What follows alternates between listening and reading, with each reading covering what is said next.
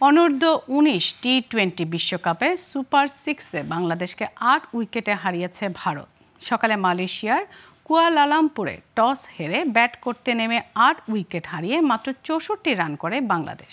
জবাবে ২ উইকেট হারিয়ে ৭ ওভার ১ বলেই জয় তুলে নেয় ভারতের মেয়েরা। এর আগে ব্যাট করতে নেমে বিপর্যয়ে পড়ে বাংলাদেশের মেয়েরা। দলীয় ৯ রানে সাজঘরে ফেরেন টপ অর্ডারের ৩ ব্যাটার। আর প্রথম ৫ ব্যাটারে কেউই ছুঁতে পারেনি ২ অঙ্কের রান। শেষ পর্যন্ত ৬৪ রান করে মাঠ ছাড়ে টাইগ্রেসরা।